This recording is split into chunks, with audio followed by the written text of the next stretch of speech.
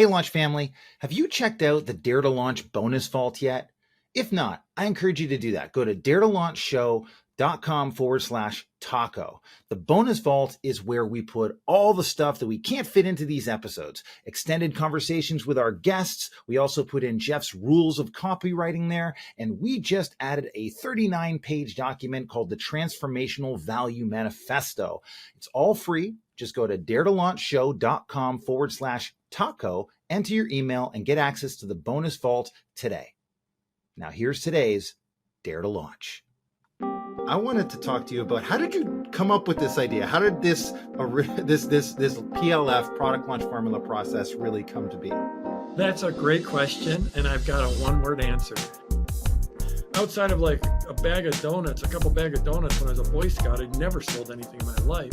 As you say that word, even there's this vision of the guy with the cheesy tie trying to sell you a car that doesn't run.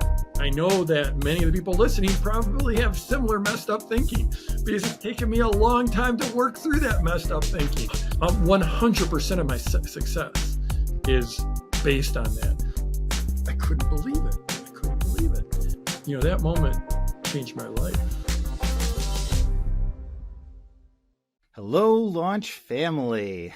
Welcome to Dare to Launch. My name is Chris, and today it's Jeff and I. How you doing, Jeff? I'm great, and I think we're actually going to talk about launches, aren't we?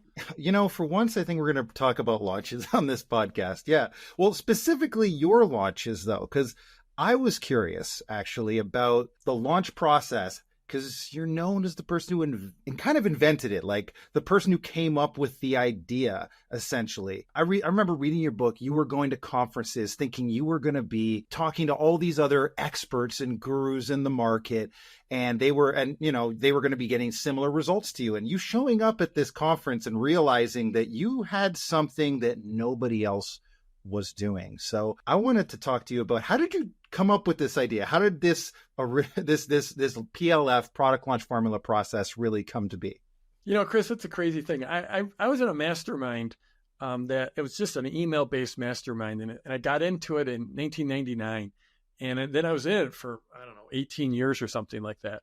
And I remember one of the guys in that mastermind, might have been around 2008, 2009. He's like, I've been in this mastermind with you for all these years. And like, when did you become like this launch guy all of a sudden? What's up with that? I guess he just hadn't been paying attention.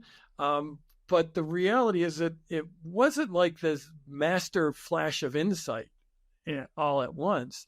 It was starting out and anyone who knows my story, I started long ago in the mid-90s, when I started my first online business, and I had no marketing, no sales experience, never sold a thing in my life.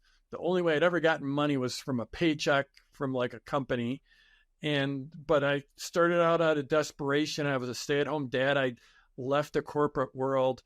I had started to build up a small email list. I was teaching people about investing in the stock market. So I built up this email list of people that I was sending a newsletter, telling them this is what I think is going to happen in the market. This is how to think about it. It was desperate times for our family. We had a one-income family. Money just barely made it to the end of the month. And it's like, wow, maybe I could try selling something, and which was pretty revolutionary back in the mid-90s online. But maybe I could sell something. And I came up with this idea to create this paid version of this newsletter, so an enhanced version of this newsletter. And I was like, okay, I came up with a plan for the product, but how do I actually sell it? I never, literally, outside of like a couple bag of donuts when I was a Boy Scout, I'd never sold anything in my life. And I wasn't very successful with the donuts, by the way. And so I really felt like, Chris, I didn't have much going on in my life. I had, a wonderful wife and 2 young kids, amazing kids, but nothing else really going in my life. But then this newsletter this free newsletter, and people were subscribing to it, and they would write back and they thought I was great. And I thought, boy, if I try to sell something, these people that seem to love me, they're not going to love me anymore. And this is like the one little thing in my life that feels like it's got momentum, and it's, even though it was free, I'm not making money. It's more like a hobby. But so how do I make an offer to them? And I wasn't even thinking in these terms, that word offer. was probably weren't even saying offer, right? Like you were no, thinking, I have a feeling you were thinking salesperson, right? Like, oh, I got to sell something to make like, and so many people think sales right yeah, away. Like, oh, right, nobody wants to be a salesperson, and right. they wanna, and there's always that. As soon as you say that word, even there's this vision of a guy with a cheesy tie trying to sell you a car that doesn't run, you know. Right, and right. especially in the 90s, by the way, like especially that time.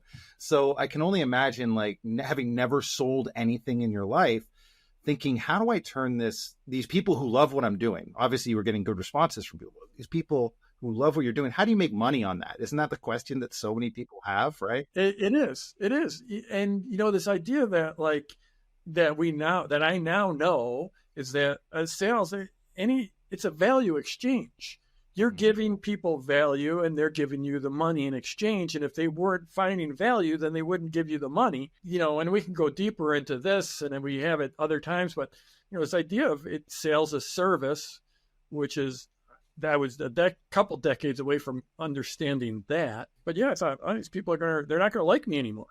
They're going to think I'm creepy, that I'm a different person all of a sudden. It's all messed up thinking, but I know that many of the people listening probably have similar messed up thinking, because it's taken me a long time to work through that messed up thinking. A lot of us have that messed up thinking before, when we get into business. But the idea of asking people to spend money with you, like, what was it that made you, like, why didn't you say, well, I'll just keep putting out the free stuff and hope for like, what made you say, no, I've got to make an offer, I've got to sell something? Like, what made you make that leap? That's a great question, and I've got a one-word answer, and it was desperation. There was so little money to go around. And like, if anything ever went wrong, something in the house broke, your furnace broke or something, like we had to go borrow money from like family. We were scraping by. I mean, yeah, we were putting food on the table. We had a home, but there was no margin, no margin. And my wife, she had a good job, but it's a one income family. And it felt like, we were one bad piece of luck away from just utter desperation. So I was like, I just want to somehow come up with some way to help contribute to the family. And really the goal was $10,000. If I could make $10,000 in a year doing this, we'd feel so much safer as a family. We'd have a margin, and we'd be, not have to worry about making our payment every month for the house. Well, so many people, I hear that, like, I've read stats, especially right now, that the average American household, at least, is in huge amounts of debt. They're the emergency away from like a serious financial challenge, or they can't pull together $500 at the end of the month. Like, I can't imagine people can't relate to that. Like, there's so many people who probably listening to this can relate to being in a situation like that, where you're one emergency away from, like you said, desperation. Yeah. So you mix desperation with like this, I've got this thing going, even though selling stuff online is just in its infancy, but people clearly like what I've got. And maybe if I could create something even cooler, they would give me money for it. Then that's where it all came from. There's a lot of people like that right now too, especially with social media. Like, I know it didn't exist at the time when you were doing it, but nowadays that's what so many people have, is they have this like free Instagram that they've been putting content out, and they're interacting with people, but they're not getting paid for it, right? Or they've got a TikTok going, or they've got a YouTube channel where they're putting stuff out, and it's like there's people watching them, they've got some attention on them, like you had with your list, but then they're not making any money on it, right? So Chris, I was just on Threads, that. Yeah, for sure, Threads. I see you active on there. So I've been on there, and I just I guess I didn't even know this existed, but there's this big thing, and it seemed like there's a lot of people that are like micro bloggers or a lot of mommy bloggers who, it seems like the thing now is they're buying these courses that have these master resale rates. So they're buying a course that then they can resell. And I see a lot of them are, unhappy with that whole thing, and with good reason. It's just a horrible business model. And I'm just looking at these folks and I'm like, oh my gosh, they're putting in all this effort. They're creating reels. They're posting every day on social, but they're just shouting in this void with the same message as everyone else, trying to sell the same product as everyone else, instead of stepping back and actually putting together a sequence and doing a launch. It's just, it's sort of sad to see people going down this path of sort of being like the 100,000th person that's doing the exact same thing over and over and over and thinking they're going to do actually, build a business or check the link in my bio, please. Right? Like, please. Yeah. Well, I've heard now that even places like Instagram are telling you, like the CEO of Instagram even has said this in some of his reels that he puts out, that like, oh yeah, if you reference like links in your bio or like these different things, they're not going to cause as much reach. Like the algorithm isn't going to support you in the same way. And so there's a real challenge where people are like, they're screaming into the void. I like the way you put that, because it kind of is like hope marketing, right? Absolutely. Absolutely. So what did you do to get out of that sequence? Yeah. So what I did, so we're going all the way back. So this was like, I started building this following, building this list, this subscriber list in the summer of 1996.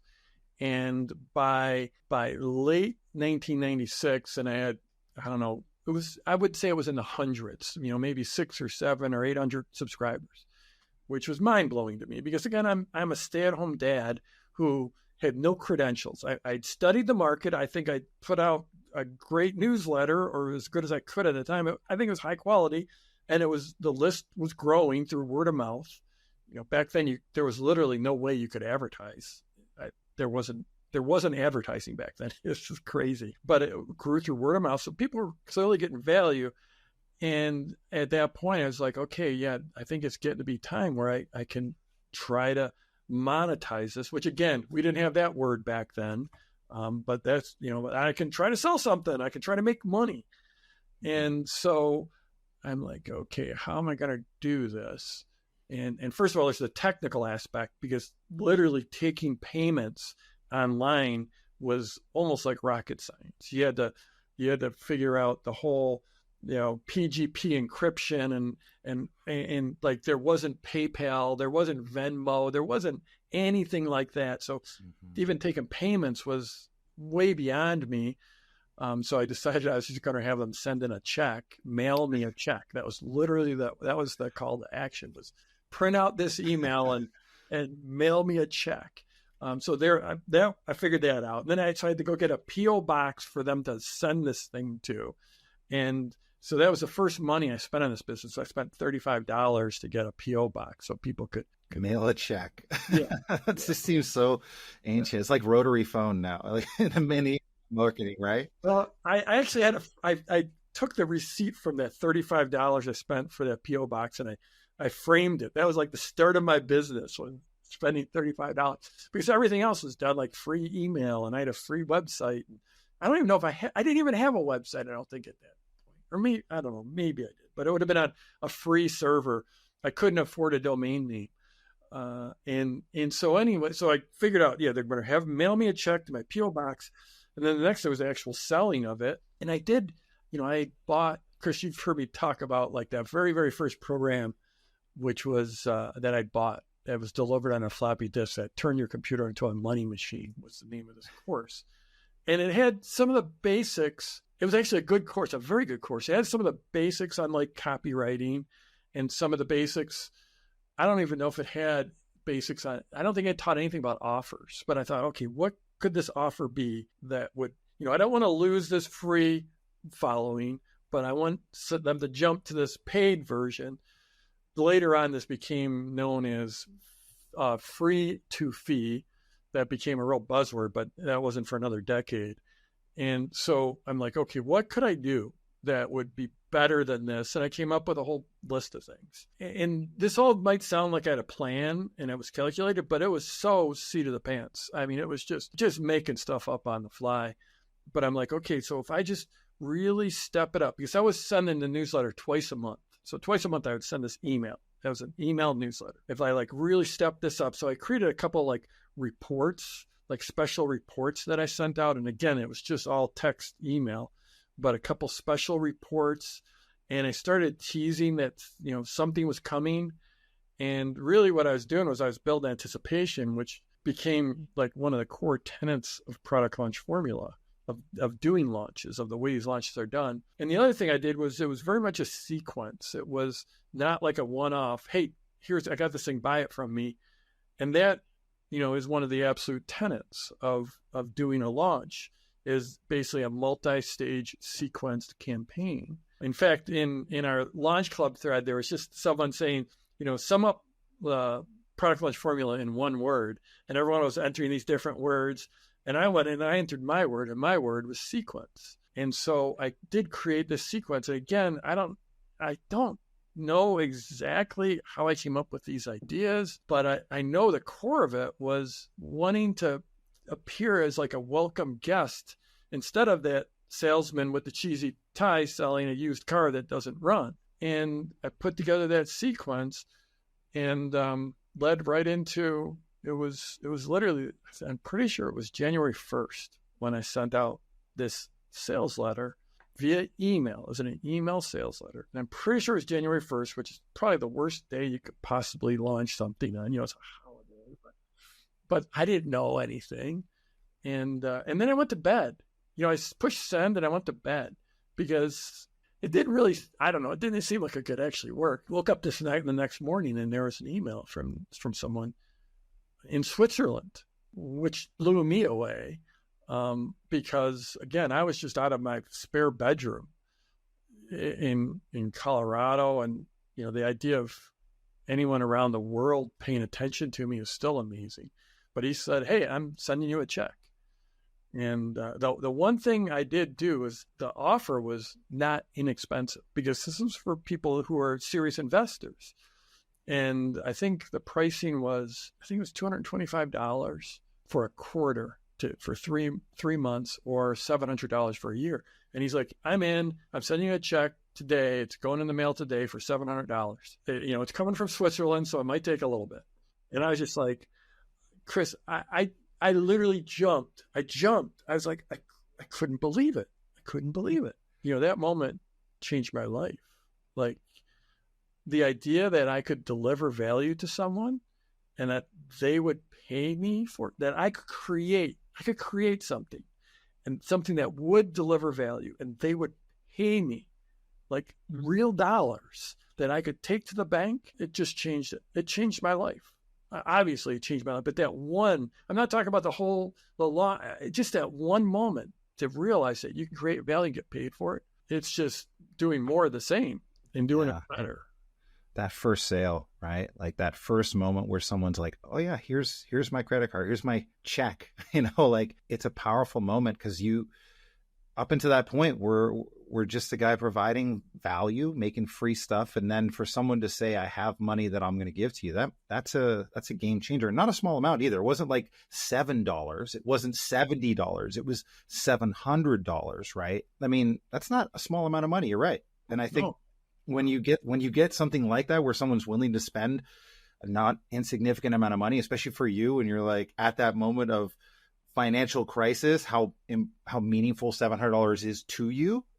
And especially my goal was $10,000 in a year. And by the way, there were no, outside of that $35 I'd spent for the P.O. box, it was 100% profit. I'm curious, in that moment, like how strategic was it? Was it just like, I'm going to put out a couple more newsletters or reports, or was it more strategic towards like, oh, I know on January 1st, I'm sending this sales letter, so I got to like add a couple emails before that, or like how strategic were you about it? So I was publishing, just not to get too arcane, but I was publishing this newsletter that was about general investing, like long-term, intermediate to long-term investing. And the new newsletter is going to be for more short-term traders, people that are trading in and out of the market. So it was a bit of a departure. It wasn't a perfect alignment with the list that I had built. And so what I did was I sort of created a report, or might have been two, that was more about short-term trading, about how this methodology that I had could be applied to shorter term trading. So it was, we had to take people on a bit of a journey. And when I say we, another thing that happened at that time was, and it really gave me the confidence to make this offer, was that I had a mentor back then, and he was a mentor on trading the stock market, because that was something that I was doing. I didn't have a lot of capital, but very small scale was trading in the market on its short term. So I had this person who had been mentoring me. And once I started building that list, that newsletter list, and it was like, wow, somehow I figured something out. Something seems to be, I've got some skill for building this following. This is interesting. And it's like, maybe I could sell something to him. And I mentioned it to my mentor. And I'm like, hey, if you wanted to go in together on this thing, and you could sort of be like my content, we could base it on your methodology and your content, then I could be the one who does everything else, then we could do this. And he jumped, he was all in. He thought that was a great idea. And so I had this, he had a 20-year record of being a very, very successful trader. And so I could really lean on him and his content, knowing I'm putting out a great product. And also he was one that was like, well, we're not doing this it can't be cheap. It can't be cheap. He's like, it's got to be like $250 a quarter. And that's how we end up with that pricing of like $700 a year. So then we had to make this strategic shift to go from just publishing just purely for investors to more for short term. So, yeah. Well, I guess you didn't really have a product necessarily. You were going to be delivering that stuff afterwards. And what you're talking about with this partner or mentor, I guess, is authority, right? The mental trigger authority essentially is what you're bringing into this launch, is this methodology, this person who's an expert, which we see in launch now quite a bit. People bring in mentors or experts and then help them with launching that expertise. Yeah. And he did want to stay pretty much behind the scenes. He didn't want to be a front stage person, but just having that authority that I could speak for him. And it gave me, frankly, the confidence, the personal authority that, we can deliver something great. And I know people are going to be stoked about this. So you didn't necessarily call it the, say, Sideways Sales letter at that moment, did you? No, but years and years away from calling it the Sideway Sales letter. Yeah. How did that come to be? Was that an interesting story, or is it more like coming up with a Sideway Sales letter? Yeah. So like, it's a lengthy story that I'm going to try to compact. So this, that first launch did $1,650. It was amazing. It was unbelievable. And then 3 or 4 months later, we did a launch that did almost 6,000. Unbelievable. And, I'm on now, I can see this is going someplace. And so ran that business, just doing nothing but teaching about the stock market until 2005. And at that point, sort of switched over to teaching about marketing. And that was Product Launch Formula. And sort of in that era, somewhere in that 2005, 2006, I helped someone, his name was Rich Sheffrin. And Rich Sheffrin wanted to get into coaching in the online marketing world. He had a lot of different success throughout his career, but he really wanted to jump into what back in the day we called internet marketing. The term's still out there, but it was sort of like, it seemed like a bigger term back then. Helped Rich start his coaching program. Then I helped him with another launch of it. And Rich is the kind of guy, he loves to we would get in these 3 and 4 hour phone conversations where we would just be going just deep. And I think he actually recorded this one. It was like over 2 days. He recorded like 4 hours of us talking. I don't know where that recording is, whatever happened to it, but he was just pushing me harder and harder and harder. He's got a special way of just, when you've given what you think is 100%, then he'll spend 2 more hours grilling you to make you go even deeper. And at some point he was just pushing me and pushing me and pushing me and how I thought about these launches. And I said, well, it's like you took a sales letter, an old form sales letter, and you turned it on its side. So instead of being like 10 pages long, it's like 10 days long. And so it's like a Sideways Sales letter. And his, just sort of blew his brain apart. And he's like, "Oh, Sideway Sales letter, that's amazing." And so that was just the genesis of the name. It was just a conversation where a couple of marketing geeks were just really geeking out, and then it ended up being a fantastic analogy. Sometimes I feel like I worry that analogy is a little starting to feel dated, because a lot of that term sales letter, not too many people use that term compared to 10 years ago. It's funny how there are those moments where in trying to explain something, you'll get this like beautiful phrase or this beautiful clarity around an idea that'll resonate. And sometimes you require someone outside yourself to see those things. Isn't it kind of important to be like discussing those kind of ideas? It's one of the reasons I like doing this podcast, is I think there's moments like that throughout the various shows that we do with guests and us, where we talk and there becomes this like other way of saying it that I think can resonate with people, Yeah. If Rich hadn't instantly noticed that as being like, after I said it, if it wasn't a conversation, it might have just been lost. Who knows if I would ever said, "Yeah, this is a great term." But he was like, "Oh my, I should have learned. That's amazing." And it's like, "Oh yeah, okay, it is pretty good." Well, it's so important to have more than just yourself working in your business in some capacity, right? Like being around communities. I mean, we see this all the time in our communities where people are bouncing ideas off each other, either at an event or in portals or whatever, where all of a sudden they get, "Oh, that's really good." Or our coaching calls, right? People get on those and the community will sound off on like, "Oh, you just said it. That's the phrase. That's the thing that's going to resonate with lots of people." And then people get that aha moment. But when we're in our own heads working this out, you're like that person going through it the first time, right? You don't really know whether it's going to work. And absolutely. I think that's such a great point, Chris, because I think when I look back on my career now, and we're closing in on 30 years, and over and over and over, every time I've had a major breakthrough, it's from being in community with other entrepreneurs. And, I've done some cool things in my career. I've created some crazy, amazing success for a lot of people. I've done a lot of things that have never been done before, but every one of those, I've stood on the shoulders of giants that came before me, or I've stood on the shoulders of peers that have helped me work this stuff out. And that's why I'm such a huge fan of community. And that's why, in our product launch formula, our PLF owner community, we invest so much to make it such a powerful community, so that when people come in, they're not just getting a course. They're not just taking a course, because courses are great. And I owe so much to having courses, but, to have that community of like-minded souls that are on that same path and that are moving forward, and that can cheer you on is so critical. It's like 100% of my success is based on that.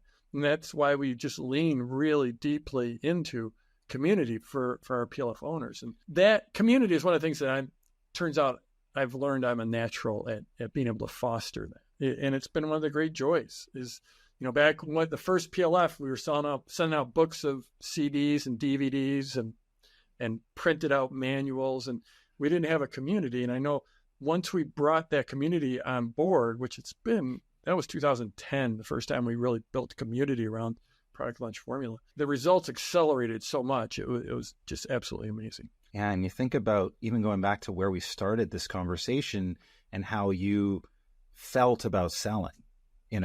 You were in isolation as yourself, right? And it was so much easier to feel that way about selling because you were in isolation, right? And when you had somebody else outside of you talking to you about doing this and suggesting, like that mentor, all of a sudden it wasn't a big community, but it was somebody else that gave you that permission to sell, to offer something of value and get people in.